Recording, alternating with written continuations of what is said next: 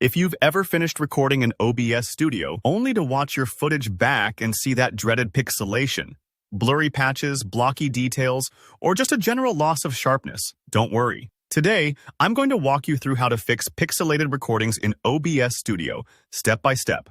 By the end of this tutorial, you'll know exactly what to change so your next recording looks crisp, clear, and professional. Let's dive right in, starting with your output settings. This is where the magic really happens when it comes to video quality. In OBS, head to Settings, then Output. By default, you might see the output mode set to Simple. I recommend changing this to Advanced. Don't be intimidated. This just unlocks a lot more options for you to control and really helps chase away those pesky pixels. It's like switching from automatic to manual in a car. At first, it seems a bit daunting, but you get so much more control and better results. Next, take a look at the encoder.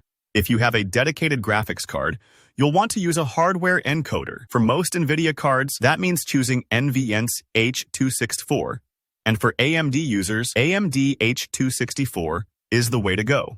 These options offload the heavy lifting to your graphics card, freeing up your CPU and generally offering smoother, cleaner video. If you don't have a compatible GPU, you can use X264, which relies on your CPU. Just be mindful. This can really tax your system, especially if you're gaming or multitasking while recording. One of the biggest culprits behind pixelation is low bitrate. Bitrate essentially determines how much information your recording can contain every second. If it's set too low, OBS just can't capture all the details. Imagine trying to stuff a big, high-quality painting into a tiny envelope.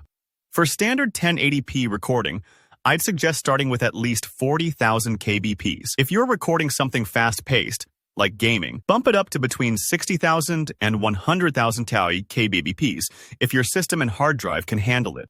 Just remember, higher bitrate means larger file sizes, so keep an eye on your storage space.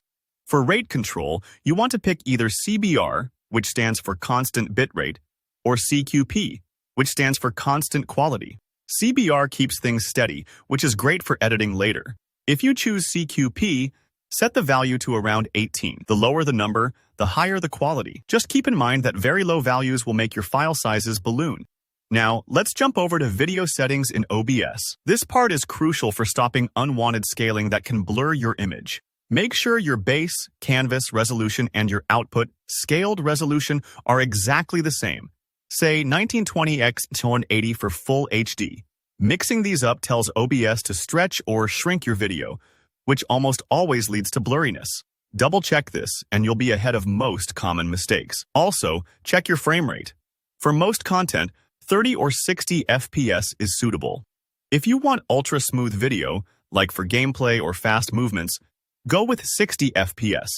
It makes everything feel more lifelike. If all these settings seem like a lot, remember, you can always switch back to simple output mode.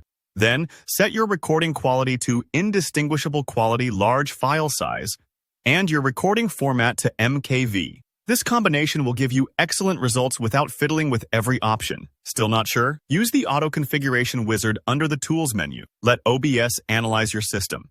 It'll suggest settings tailored specifically to your hardware. One last tip before we wrap up. If you're editing your recordings in another program, like Premiere, DaVinci Resolve, or Vegas, make sure the bitrate settings in your editor match what you used in OBS. Mismatched settings here can sneak in extra blurriness after you export, even if your original recording looked perfect. That's it. With these tweaks, your next OBS Studio recording should look detailed and sharp, even during fast action. If this helped, give the video a thumbs up and let me know in the comments if you have any more OBS questions. Don't forget to subscribe for more in-depth tutorials just like this. Thanks for watching, and I'll see you in the next one.